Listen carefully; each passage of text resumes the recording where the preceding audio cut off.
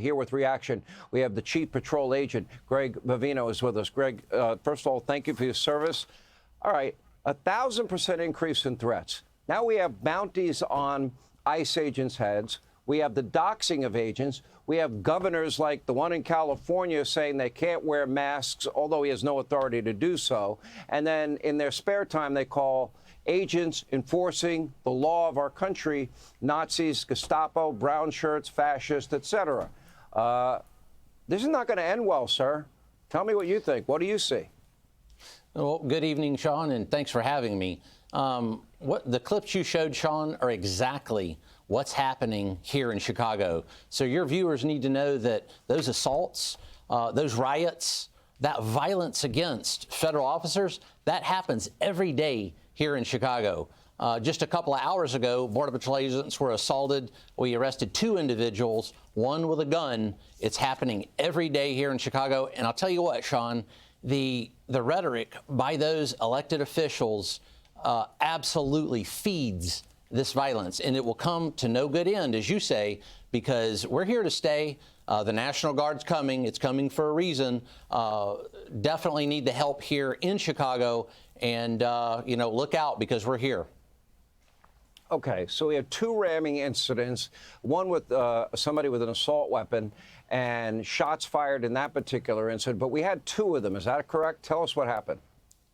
Sure. Well, there's a lot more than 2. This has been happening quite often, but where the shots were fired, an individual decided it would be a good idea to try to ram a Border Patrol agent along with 10 other vehicles. They boxed Border Patrol agents in. Border Patrol agents responded, and in doing so, fired several shots, striking an individual. That individual, as you said, was armed with a semi-automatic weapon. So that was 2 from a couple of days ago. Today, more of the same. Another semi-automatic weapon in the car of an individual that tried to box in a Border Patrol agent. Sean, we've seen more weapons here in Chicago in a month than we did in Los Angeles over a 4-month period. Definitely something going on here in Chicago. Okay, Chief, let me ask you this. A headline, FoxNews.com, Chicago police sources blast the department response after officers told not to help federal agents, and they did so, quote, in their words, to cover their you-know-whats. It's total BS. And then they also released, police chief of patrol, no units will respond to this as related, caller, 30 patrol agents. Now, the Chicago police chief took issue with that today.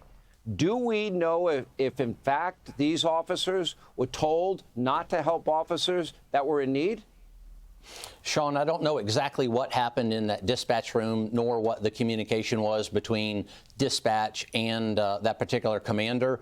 But what I do know is the rank and file police officers here in Chicago do support immigration and Border Patrol. It's just they're not allowed to say anything. They've got a mayor that will fire them if they say anything. They've got a governor that is wildly out of control with his rhetoric. So they're up against it both ways. I think those police officers want those gang members and those criminals taken off the streets just like we do, but they're handicapped beyond belief.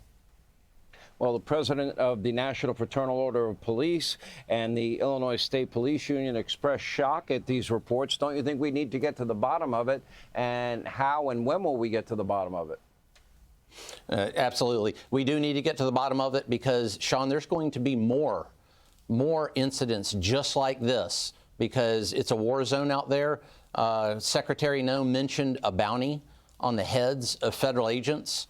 That $2,000 to kidnap, $10,000 to kill senior Border Patrol officials and senior ICE officials here in Chicago. Now, Sean, what happens between the kidnapping and the killing portion?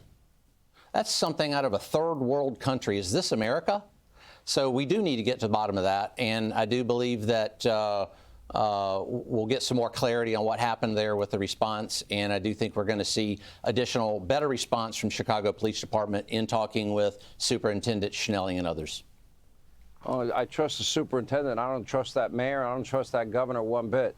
But I do thank you for your service and all of the good officers that would always step up and help law enforcement in trouble, and for the ICE agents that have been facing, this never-ending cycle of violence and name-calling. Greg Bovino, thank you, sir. Hey, Sean Hannity here. Hey, click here to subscribe to Fox News YouTube page and catch our hottest interviews and most compelling analysis. You will not get it anywhere else.